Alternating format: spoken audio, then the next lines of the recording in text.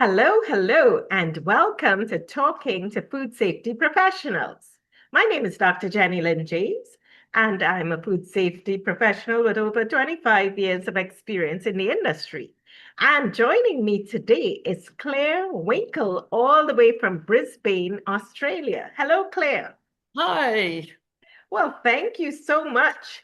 Claire is an international food standards expert and trainer. She's the executive manager in technical solutions at Integrity Compliance Solutions. Yep. So, Claire, tell me, how did you get started in the food industry? I started in 1987, and interestingly, my first job was as a lab assistant in CSIRO, which is Australia's Commonwealth and Scientific Industrial Research Organisation. So Okay. a government scientific research organisation. So a lot of people aspire to get there. That was my first job. Wow. But I wasn't only like a lab assistant. But I didn't do much lab assisting. I spent a lot of time working with cattle and cattle farmers, and we were doing the genetic research that ended up helping set up Australia's first meat grading system. Excellent. Yeah, so a lot of times in meat processing plants and also cattle farms. Right, right. And then from there, give me some examples of your roles that you held over the years. Well, that's really interesting. So I then went and worked for another kind of government organisation here called AusMeat, the Yeah. Authority for Uniform Specification of Meat, and then we actually implemented the Australia's first meat grading system. So a lot of your audience will be familiar with the American meat grading system, Yes. but there's also a Japanese one, there's also a German one. And so Okay. then we looked at all of those, looked at the genetics of the cattle here, and then we developed one that was suitable for Australian cattle. Oh, And it's now still in place and it's still used as the basis of international trading pricing, as well yeah. as grading of individual pieces of beef. Excellent. Now you run But your own business. Please tell us about your business and what that, you well, do. I'm a shareholder in the business, but I didn't set it up. So, Okay. but I've been involved since, I've been an employee since 2016.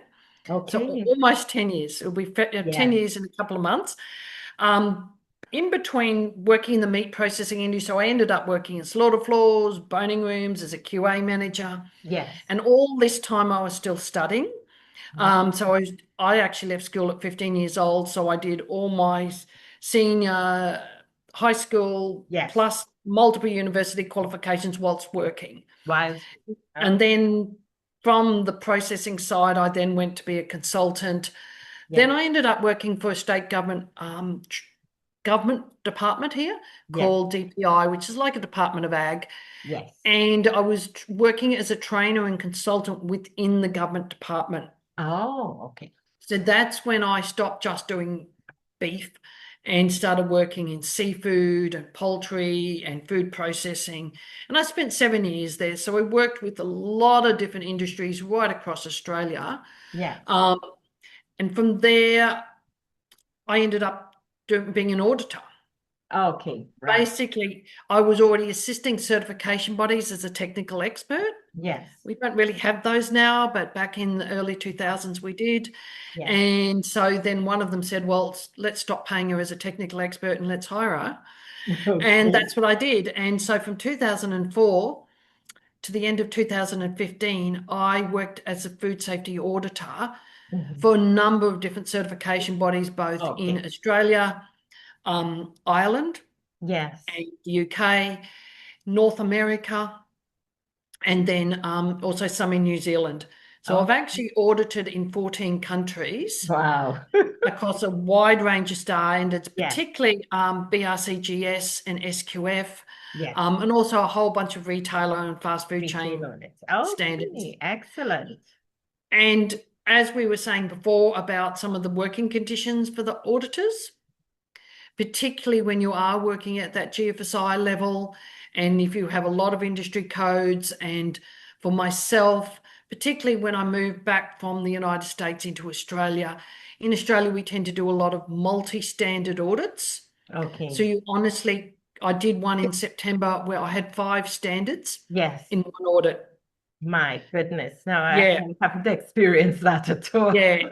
And then they all have slightly different scopes. Yes. And so you're doing multiple trace checks, multiple different product assessments. And then after the audit, of course, you've got to write 5 different reports Report. in 5 different software systems. I don't know how you did it. It killed me. So I hadn't done one for a while. So but in September I did one. But I've got to say back in 2015, I was doing an awful lot of those standards Okay. and 5 or 6 standard audits. And so they go for days.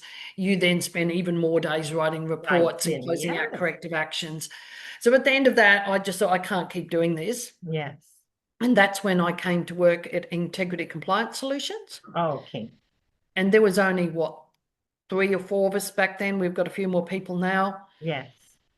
And A great. basically, I set up doing all the types of training that I wanted to do. Yes. I'm still a registered auditor, but I only do enough to keep my registrations. Okay. Okay. Very A lot good. less. And what do you see as some of the challenges in food safety these days? Well, your pathogens are always changing. Okay. And yep, it's so interesting to look at salmonella and what we believed it was growth conditions when I first started working in the industry and what we know today. It's Okay. quite different. I see. But probably some of the other bigger ones would be staffing resourcing, um, both in the companies, trying to get the quality assurance managers Yes. with the right skills in the right industry sectors. Yes. So that depth of knowledge within different sectors. Um, and even I know, talking to some of the processors I work with, the actual processing staff Yes.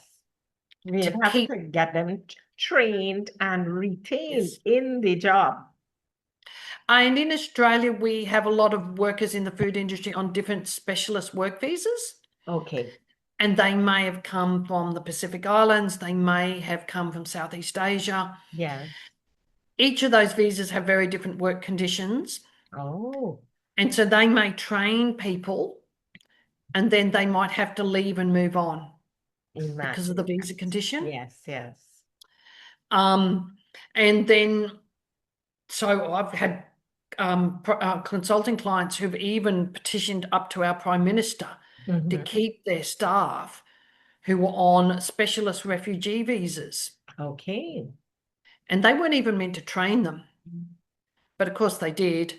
And some of those people ended up as QA managers. Yes, yes, because So if they're we're not, trained and they can do the job, why not? yeah, You know? absolutely. And often multilingual. Yes, that helps a lot. But then that person, their visa was meant to expire and just that. So I know they petitioned all the way up to our Prime Minister to keep, I Hmm. think they got to keep the staff. Right, right. So So they, staffing and you said microorganisms changing with time. yeah, that salmonella. Wow. And people don't think about that, but if you go and read some textbooks from the 1980s, Yes, they will say quite different growth conditions from, let's say, salmonella. And then we didn't even know about biofilms back then. yes, yes. And Interesting.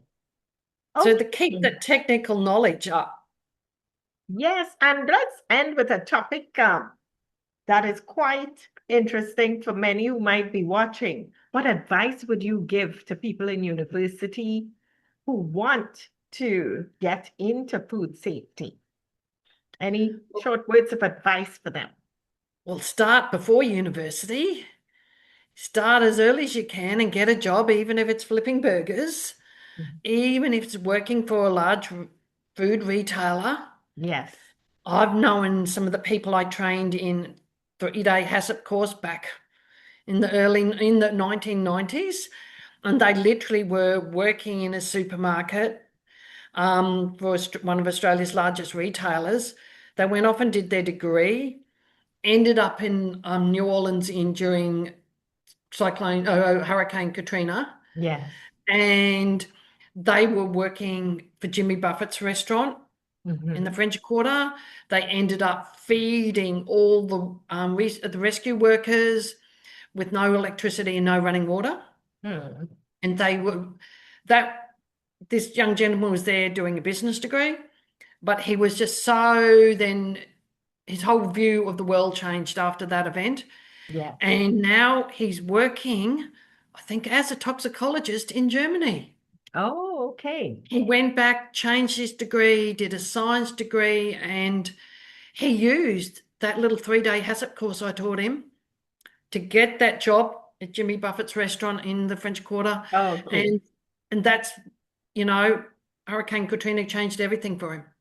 Yes. So in other words, seize opportunities as they come Yes. to you. Well, thank you so much, Claire. How can the viewer get in contact with you? Probably the best way is LinkedIn. There's not many Clare Winkels on LinkedIn. I'm in Brisbane, Australia, and my name is spelled CLAREWINKEL. And I'm sure Jenny Lind will put up my actual email address and the company web. Yes, so I will put this information in the description box. Thank you so much, Claire. Please hit the like button, like our video, and remember to subscribe to the channel Food Safety Smart so you can be notified every time we interview another amazing food scientist. Hit the subscribe button. Thank you.